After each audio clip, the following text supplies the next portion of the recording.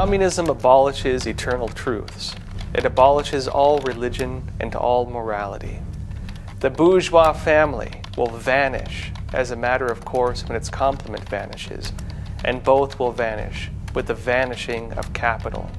Both of the above quotes are from the Communist Manifesto, and both illustrate the true goals of communism. When most people think of communism, they often understand it as an economic system for sharing of wealth.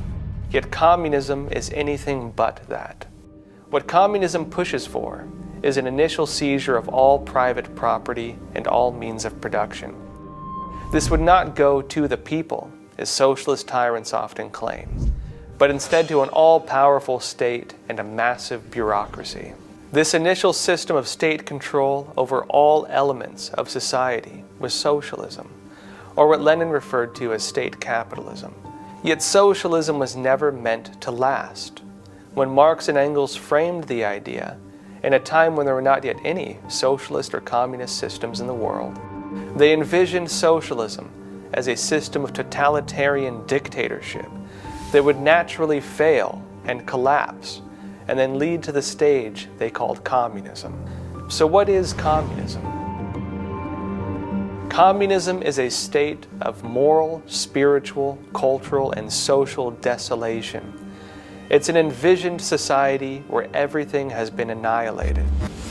During the conceptual stages of communism, even predating Marx and Engels, communism was based on the concepts of naturism, which was a Gnostic satanic theory that man is from nature, and so anything that man does is of nature.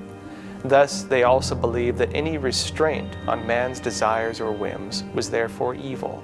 It was a system that saw evil as good and good as evil, and it's for this reason that communists and socialist tyrants have repeatedly throughout history attacked, imprisoned, or killed anyone who believed in traditional moral values. Under the Chinese Communist Party, for example, traditional moral values were labeled under the Four Olds, and anyone who held on to traditional beliefs could be killed. Communists, in order to realize their envisioned social state, understand that humankind will not willfully abandon belief in heaven, belief in families, and belief in their cultures and values.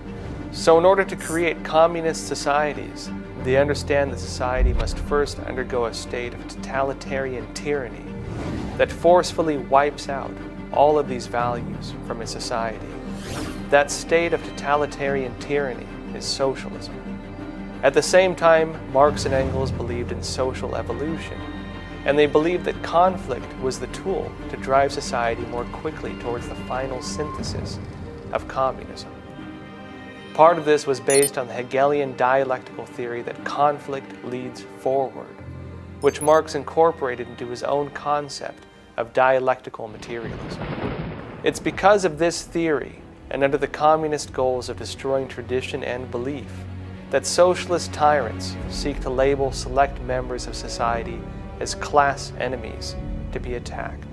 These labels change under each socialist system, from Lenin's attacks on wealthy farmers, to Hitler's attacks on the Jews, to Mao's attacks on landlords, and to today's socialist attacks on white males.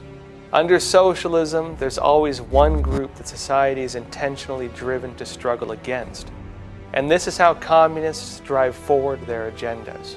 In addition, these tyrants establish labels to attack anyone who questions these policies.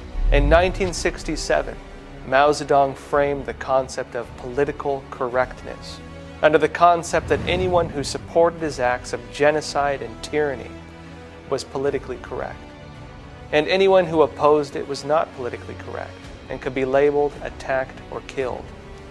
Over the last century, communism has killed more than 100 million people.